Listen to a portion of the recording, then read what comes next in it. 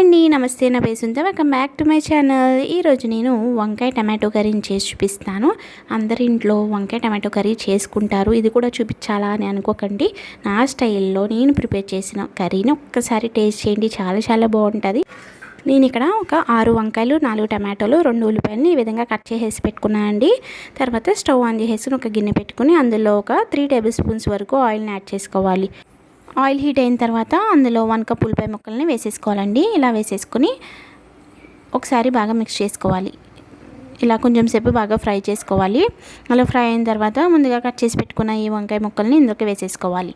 వంకాయ కూర ఎప్పుడు కూడా హైలోనే పెట్టుకుని కుక్ చేసుకోవాలండి. సిమ్లో పెట్టుకుంటే కొంచెం కలర్ అనేది చేంజ్ అయిపోతుంది. ఇలా వేసేసుకున్న తర్వాత ఒకసారి బాగా మిక్స్ చేసుకోవాలి. తర్వాత ముందుగా కట్ చేసి పెట్టుకున్న ఈ టమాటోస్ని కూడా ఇందులోకి వేసేసుకోవాలి. ఇలా వేసేసుకుని ఈ 2 బాగా మిక్స్ చేసుకోవాలి.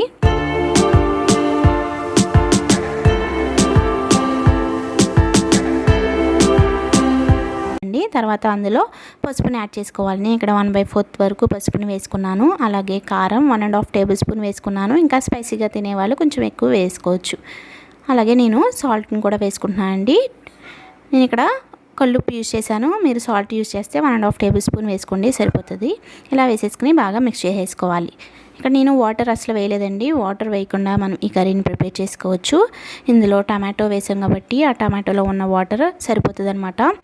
వంకాయ ముక్కలు ఇంకా కుక్ అవ్వలేదు అనుకుంటే కొంచెం వాటర్ వేసుకుని కుక్ చేసుకోండి. ఇలా బాగా దగ్గరగా అయిన తర్వాత ధనియా జీరా పౌడర్ వేసుకోండి. 1/2 టేబుల్ స్పూన్ వేసుకుంటే సరిపోతుంది. ఇలా ధనియా జీరా పౌడర్ వేసుకుంటే చాలా చాలా టేస్టీగా ఉంటుందండి. ఒకసారి ఇలా ట్రై చేయండి.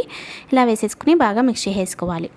తర్వాత అందులో కొంచెం కరివేపాకు లేకపోతే కొత్తిమీర వేసేసుకుని సర్వ్ చేసుకోవాలి. వేడి వేడి అన్నంలో అలా ఈ కర్రీని వేసుకుని తింటే చాలా చాలా టేస్టీగా ఉంటుందండి. తప్పకుండా ట్రై చేస్తారు కదా. ఇది రైస్లోకే కాకుండా రోటీస్లో కూడా చాలా చాలా బాగుంటుంది. చూసారు కదా, చాలా బాగుంది. ఈ విధంగా తప్పకుండా ట్రై చేయండి. ట్రై చేసినాక ఎలా ఉందో కామెంట్ చేయండి. నా ఛానల్ ఫస్ట్ టైం విజిట్ చేస్తే తప్పకుండా సబ్స్క్రైబ్ చేసుకోండి. పక్కనే ఉన్న బెల్ ఐకాన్ని క్లిక్ చేయండి.